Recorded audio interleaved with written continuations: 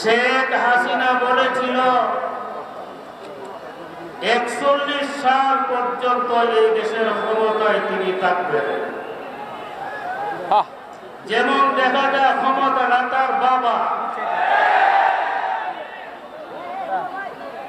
41 সাল পর্যন্ত ক্ষমতায় তিনি থাকবেন। থাকার জন্য বিভিন্ন সেক্টরের মধ্যে তার দলের লোকগুলিকে নিয়োগ দিয়েছিলেন। আল্লাহর কুদরত 24 সালে বাংলাদেশ থেকে পালিয়ে ভারতে আশ্রয় নিয়েছেন। তার এই দুর্দশা দুর্গতি কেন? তার এই দুর্দশা কেন?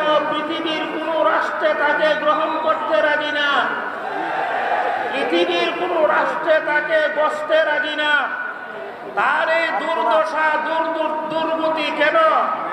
একমাত্র বাংলাদেশের মাজলুম আলেম উলামাদের চোখের পানি। এই দেশের মধ্যে আপনারা কথা বলবেন না, আস্তে কথা বলেন। হাসিনা সরকারের আমলে এই দেশের আলেমরা যেই পরিমাণ নির্যাতিত হয়েছে, বিগত কোন সরকারের আমলে আলেম উলামারা বাংলার জমিনে এই পরিমাণ নির্যাতিত হয় না। আমি একটা কথা পরিষ্কার বলতে চাই, আল্লাহর বিচার শুরু হয়েছে। এই বিচার অনেক লম্বা হবে, অনেক লম্বা হবে। আপনারা সচকে এই বিচার দেখতেছেন, আরো দেখবেন।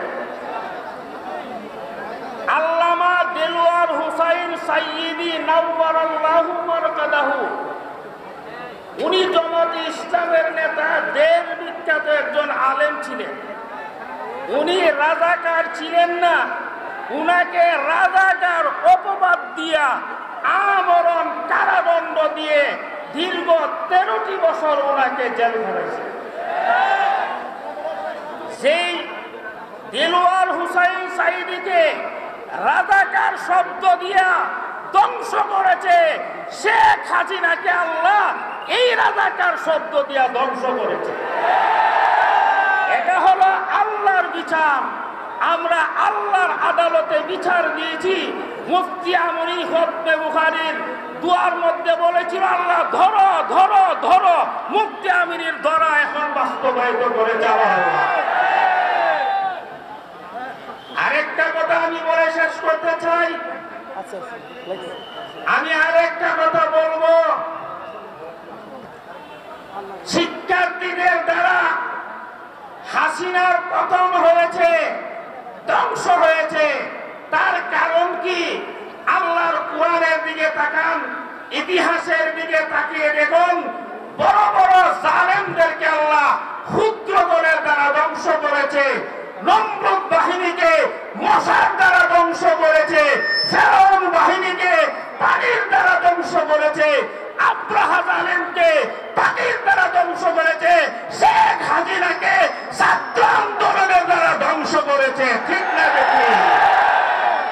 আমি আরেকটা কথা বলবো, আমি আরেকটা কথা বলে শেষ করব। আমরা সংসদের বাহিরে বহু বছর যাবৎ চিল্লাচিল্লি করতেছি।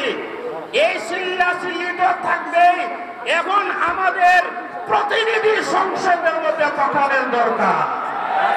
সংসদের ভিতরে ইসলামের পক্ষে কথা হোক, সংসদের ভিতরে কোরআনের পক্ষে কথা হোক, সংসদের ভিতরে আলেম ওলামাদের পক্ষে কথা হোক। সমস্ত ইসলামী দলগুলো ঐক্যবদ্ধভাবে আমাদের প্রতিনিধিরা কিভাবে সংসদে যাবে সেই ব্যবস্থা আমাদের করার দরকার। আর হেফাজতের যত মামলা আছে অনতিবিলম্বে বর্তমান অস্থায়ী সরকার মামলা